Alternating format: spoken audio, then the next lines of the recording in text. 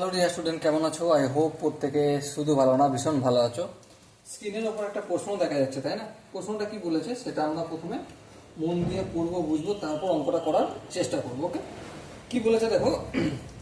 If sine M plus sine N equal to P, cos m plus cos n equal to q, then find the value of sin m into sin n plus cos m into cos n. Okay, চলো আমরা কি কি জানি সেটা লিখে নিই। Sine M plus sine N equal to P. Okay, আর কি জানি? Cos M plus cos N equal to Q. এই দুটো আমরা জানি, বেশ। সো এবারে লক্ষ্য করো ধ্যান দিয়ে, নির্ণয় কি করতে হবে?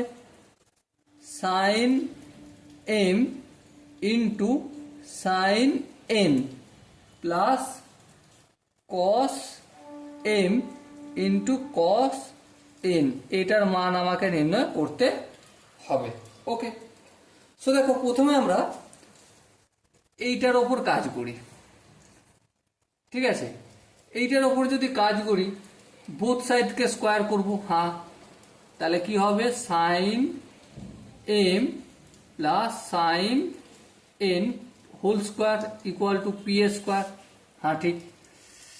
আচ্ছা, এখানেই থাক। এবারে এদিকটাও দেখো একই কাজ করব।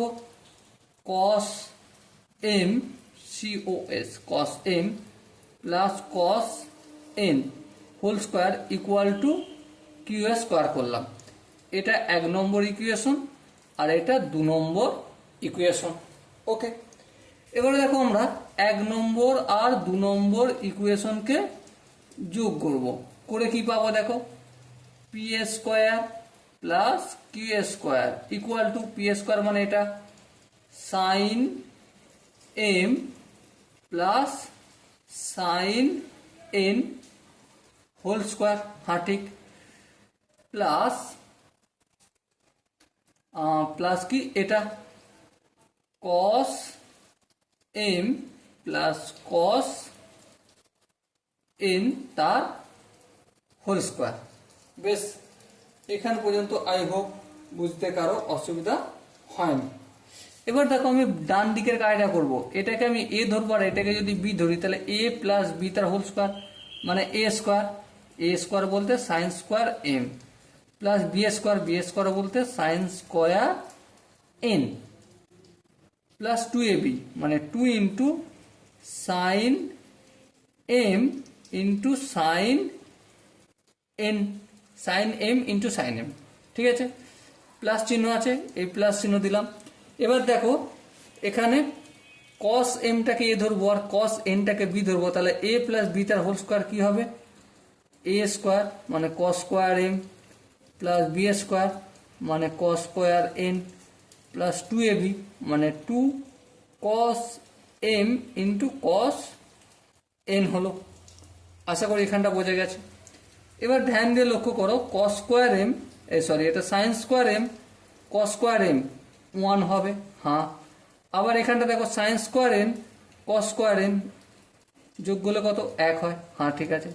এবার দেখো এখানে 2 sine M into sine M আর এখানে 2 cos M into cos N, তাহলে 2 জায়গা থেকে আমি 2 কমন নিলাম, তাহলে কি থাকবে? Sine M into sine N আর এখান থেকে কি পড়ে থাকবে? Cos M into cos N. এটা হচ্ছে পি এ স্কোয়ার প্লাস কিউ এ স্কোয়ার ভ্যালু। 1 আর 1 যোগ করলে কত হয়? এই দুটো 2 প্লাস 2 বাম দিকে আনলে কি হয়ে যাবে? বলো বলো, -2 হয়ে যাবে। আবার দেখো সমান কি হবে? 2 ইন্টু এটা লিখেই দিই, sine M into sine N. আচ্ছা, এখানে একটা এন কম পড়ে গেছে, plus cos M into cos N. Okay, এই দুইটা গুণ আছে, অপোজিট সাইডে আসলে কি হয়ে যাবে? ভাগ হয়ে যাবে। তাহলে P A square plus Q square minus 2 divided by 2 equal to sine M into sine N plus cos M into cos N.